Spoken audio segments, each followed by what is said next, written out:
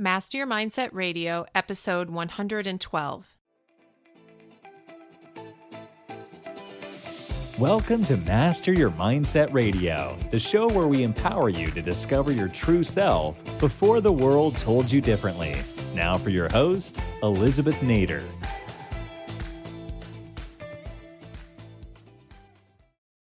Hey guys, welcome back to another episode. Today I'm going to take you into one of my doctorate classes.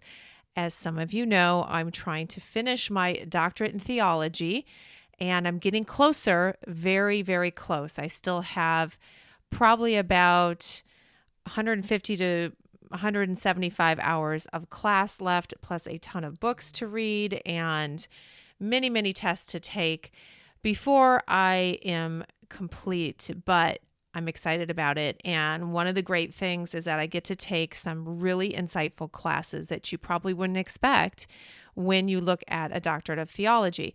One of those, I just going to give you a few minutes insight into this, is taught by Dr. Keith Johnson, and he calls himself America's Confidence Coach.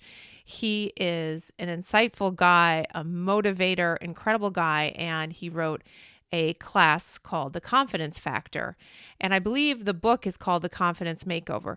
Anyway, you can find all about him as you want online, Dr. Keith Johnson, but I'm going to give you just a few pearls of wisdom today to increase your confidence and talk about why confidence is so important. So let me just give you a few things from his teaching. I want to talk to you about some keys of confidence that really lead to unleashing your potential. Confidence is so important. This guy really created an entire career and message around it, and I really buy into the way he approaches it. I want you to think about this fact. Your personal insecurities, whatever they are, those personal insecurities that you have, they create an invisible lid that keeps you, all of your activities, keep your business, your career, whatever it is you're doing, from growing to maximum capacity. Think of it like a glass lid. Your personal insecurities, these are the things that hold you back. Now, that may be obvious to you, or you may not be willing to accept that, but it's true. Your personal insecurities are the things that keep a lid on you, if you will.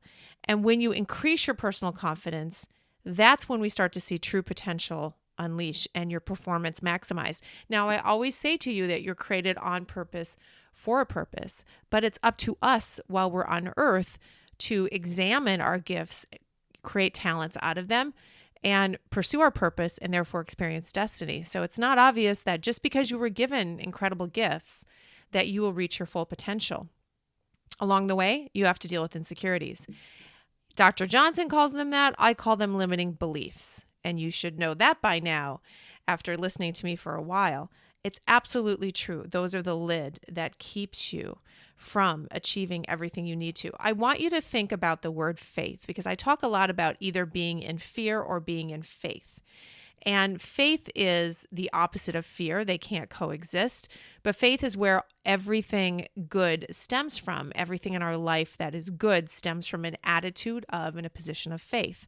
But when you study that word, it has three parts of it that I think is very interesting in terms of building your confidence, in terms of taking action.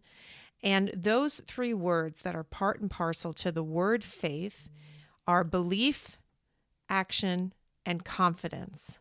Belief, action, and confidence. So I think sometimes people think that faith is just faith in something, just sort of believing in something, standing still and just believing in it, not pursuing anything, but just having faith. Having faith. It almost sounds like it's an active sort of posture, having faith. But the truth is that faith is a way that you live, and faith not only starts with belief, but it includes action and results in confidence. So it's important to have faith, but I want you to be very sure that faith includes action. And where does confidence come into all of this? Where does confidence play into your life of faith? Well, confidence is really the bridge, and that's what Dr. Johnson calls it, the bridge between what you believe and what you actually do. So we have faith in something, we have a belief, and then we have to take action. Confidence is that bridge between where you are and where you want to be, because the action that you take to get there is the confidence that you have.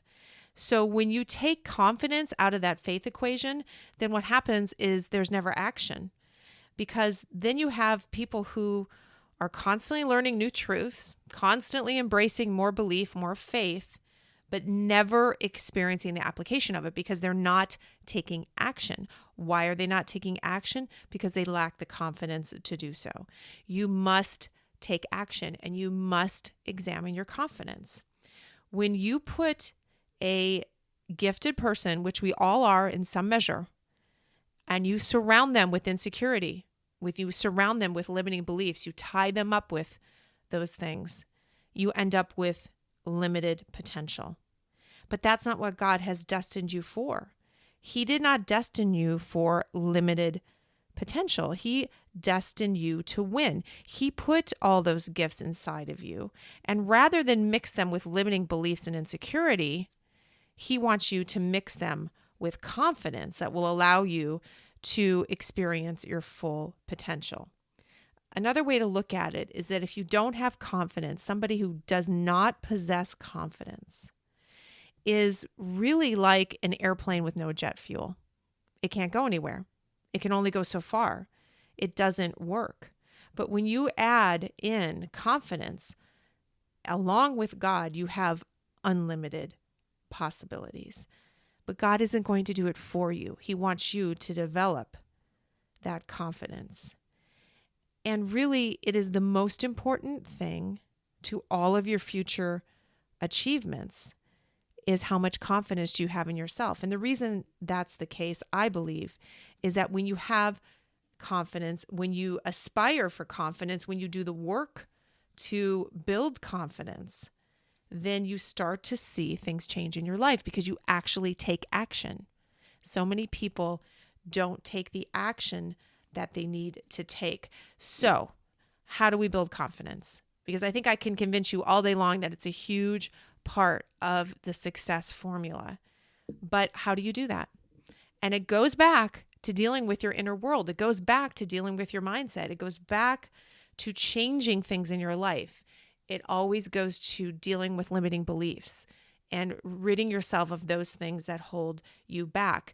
Working on yourself rather than those things external to you. In order to progress, you must change. The price of progress is change. There's no way around that. You must continually transform yourself. So how do you do that? You commit yourself to personal growth. If you say, I'm not that confident today, I believe you that it's an important part of me experiencing success and my destiny and purpose. How do I get there? You embrace personal growth. You must. You cannot be the same person today in 5 years from now and somehow convince yourself that you're growing. Somehow convince yourself that you will actually be experiencing purpose and that you will experience success. If you want those things on the outside of you to change, if you want those things around you to change, you have to focus inward first. You have to look at yourself first. You have to do the inner work first because your inner world then is reflected in your outer world. And it's a measure of confidence and how much work you have done to overcome those limiting beliefs that will allow you to act. And you can see that on so many levels. People creating daily habits that allow them to succeed. Confidence producing habits. People that look to prepare themselves for situations, for challenges, to know that they have to come into something with competence, not just confidence.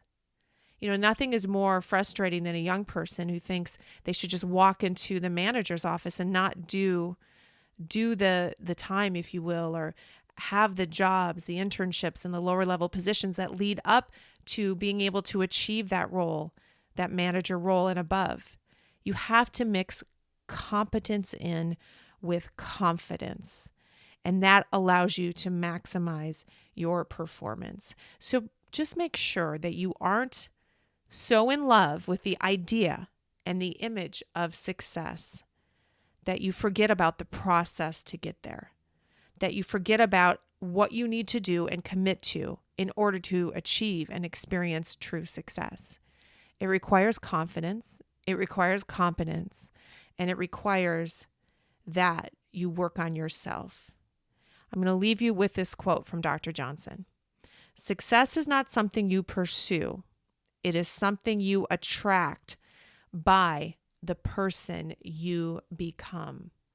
Do the work, guys. That's the only thing standing between you and a fulfilling life of success, purpose, and destiny. Thank you for listening to Master Your Mindset Radio. Before you go, please visit elizabethnader.com to learn more about the Mindset Maven and how she is guiding high performers to map their mindset to their message so they can effectively express who they are and why their ideas should win. Looking forward to seeing you online.